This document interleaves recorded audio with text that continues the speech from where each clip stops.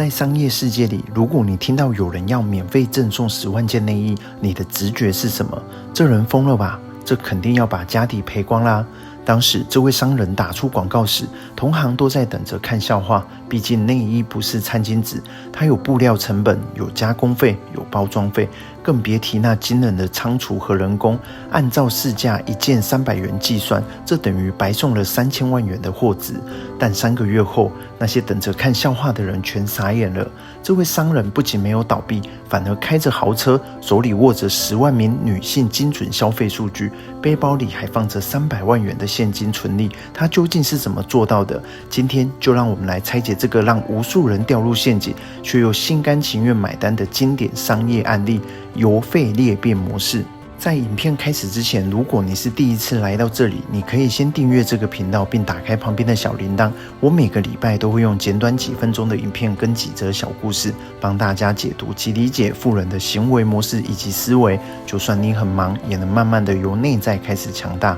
回到影片，很多人以为内衣一件卖几百块，成本肯定很高，但在工业化生产的世界里，数量就是最强大的武器。这位商人做的第一件事，不是去发广告，而是带着一叠现金直接冲进了全国最大的内衣代工厂。他对厂长说：“我不要1万件，也不要5万件，我要10万件，而且我要你在3个月内全部交货。”厂长听完眼睛都直了。你要知道，工厂最怕的不是利润薄，而是机器停工。一旦机器停下来，房租、人工、水电都在烧钱。这10万件的订单意味着这家工厂未来几个月都不需要再去找任何客户，机器可以24小时运转，效率达到极致。在这种规模经济的压力下，原本一件出厂价需要80元的内衣，被硬生生的压到了40元。为什么能这么低呢？因为材料是几吨的买，工人的工序被简化到极致，包装甚至简单到只有一个透明塑胶袋。这就是商业的第一条铁律。当你的量大到一定程度，你对供应链就有绝对的定价权。当货搞定后，接下来是运送问题。大家平时寄快递，一件可能要80元、100元，如果以10万件都按照这个运费，那商人肯定赔死了。于是他找来了快递公司的主管，他问说：“如果我一天给你1000个包裹，你最低能给我多少钱？”主管一看这量，简直是天上掉下来的业绩。这边有一个冷知识，快递公司的成本主要在于第1公里和最后1公里。一旦包裹进入了自动化分拣中心，多一个包裹的边际成本几乎为0。商人就是利用这一点，跟快递公司签下了对赌协议。我保证每天给你1000单，你必须把每件的快递压到10元。现在跟当时都是一个极端的低价，但快递公司为了市占率和流动性答应了。现在我们来算一下商人的真实成本：内衣成本40元，物流成本10元，总计的成本是50元。而他对外的宣传广告是什么呢？原价500元的内衣，限时免费赠送，您只需要支付60元运费。看到这里，您可能会想问，为什么他不直接卖60元的内衣，非要说免费送，收60元运费呢？这就是最高级的行为经济学。如果他卖60元的内衣，消费者的第一个反应是，这内衣肯定很烂，地摊货。但他说免费送，消费者的心理账户立刻发生了变化。在矛盾效应的概念里，消费者心里会想，广告上印着这件内衣原价500元，而我现在0元就拿到了500元的东西，我瞬间就赚了500元，导致心理上的合理化补偿，会觉得60元的运费虽然贵了点，但快递公司也是要赚钱嘛，内衣是送的，运费我自己出，很公平，他自己就帮自己合理化了。人类对于损失极其敏感，但对于得到却毫无抵抗力。60元的运费在消费者心中被归类为必要的服务支出，而不是商品代价。就这样，10万个订单在短短1个月内爆发，商人每间净赚10元，总利润整整1000万元。但如果你以为赚到这1000万就结束了，那你就太小看这位商人了。在现代商业中，现金只是利润，数据才是资产。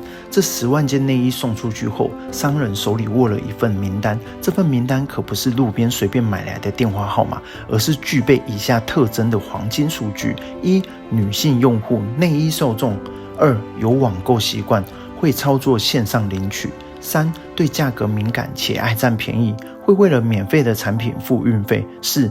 有真实的居住地址与电话，快递必须送到家。这10万人就是10万个精准的爱美女性。3个月后，商人开始进行后端收割，他联系了减肥药工厂、护肤品代工厂，再次利用规模经济压低价格。他给这10万人发简讯：感谢您最近领取内衣，现在回馈老客户，这款价值2000元的塑身内衣，今天只需要199元。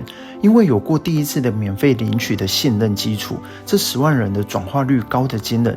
假设有 5% 的人买单，那就是5000单，每单利润100元，又是50万入袋。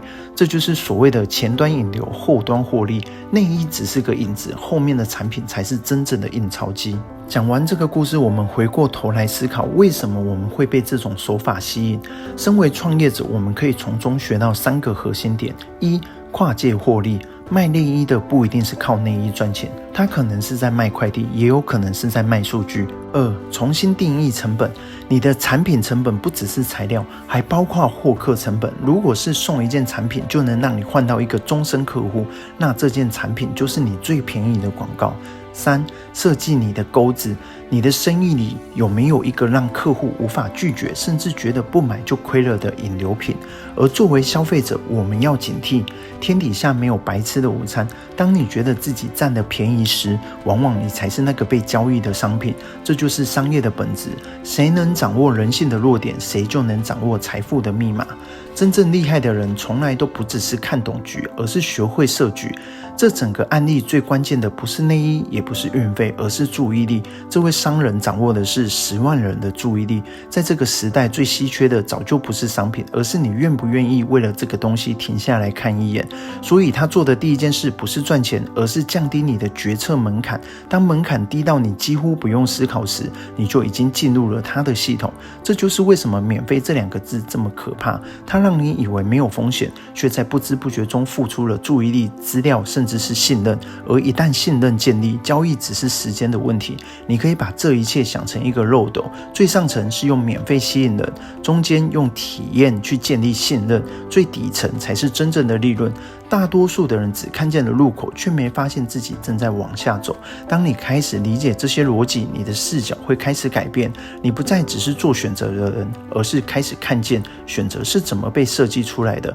你会发现，限时优惠是在制造稀缺，免费试用是在慢慢让你习惯它的存在。这一切从来都不是巧合。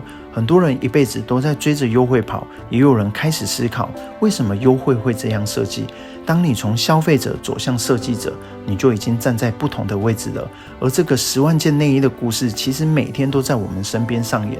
超商的买一送一，游戏的免费下载，电商的满额免运，每一笔看似划算的交易背后，都有一个像这位商人一样的人，在背后精密的计算着每一分利润。